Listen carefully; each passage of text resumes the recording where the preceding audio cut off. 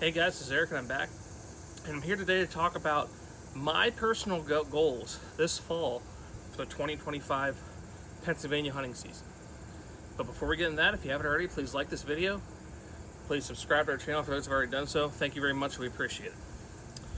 Okay, well, my last 4 years have been kind of tale of I guess technically 4 seasons, two one way, two the other way. 2021, I killed my best buck to date, public land, made the Pennsylvania record books, scoring over 115 net, grossing 123, just 7.5-year-old buck, most proud kill of my life. Only killed one other doe that year, but still a good season. 2022, I was fortunate enough to kill 3 doe, 2 on private, 1 on public land during archery season, fill the freezer, and then the first day rifle, go back-to-back years with another 7.5-year-old buck. Very blessed to do that. He only scored 114, so he wasn't a book buck or anything, but still a great deer for Pennsylvania. Now, 2023, I put my chips to the table, went all in on a public land buck here in Pennsylvania called Mr. Stickers. I was within a day of killing him 5 or 6 different times. It just didn't work out. I'm pretty sure he died of old age last winter, 2024, March, April timeframe. Another hunter found his weak side shed, but nobody else had Cherokee pictures or anything remotely close to him. So that was 2023. Killed a doe that year to keep the freezer semi-full. Then 2024, I did go all in again on a buck I just called the Big 8. A lot of history with him in that area, and I did actually see him on the hoof from stand October 28th, already trailing a doe. Unfortunately, he stayed out of bow range, stayed at 60 yards, never gave me an ethical shot. So that's unfortunate. Both seasons, I passed up 5 legal bucks 2024, and I passed up 5 or 6 in 2023, 2 of which I would normally shoot. Both were in that 110 inch range. One was definitely over 110. So those were painful passes.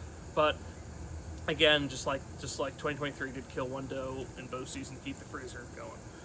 So this year, my goals are as follows. I have some good bucks on camera, which I'm going to talk about later in my 2025 season outlook video that will be coming out.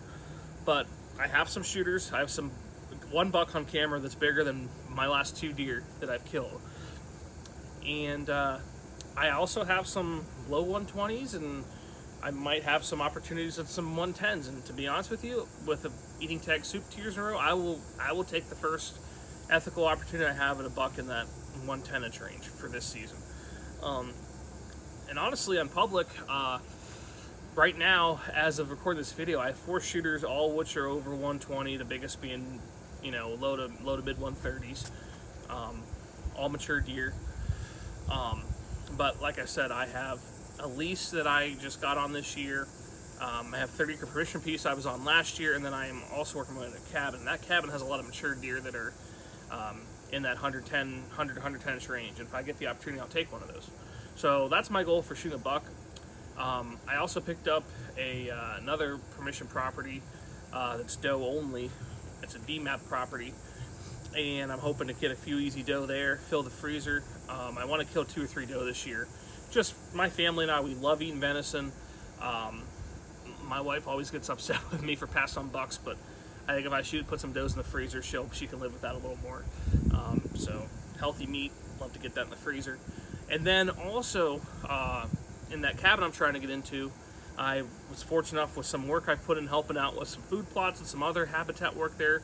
I was able to get the invite to come up and hunt the Thursday afternoon, then all day Friday, all day Saturday, October 23rd to 25th for the inline bear season. And this camp has a lot of bears.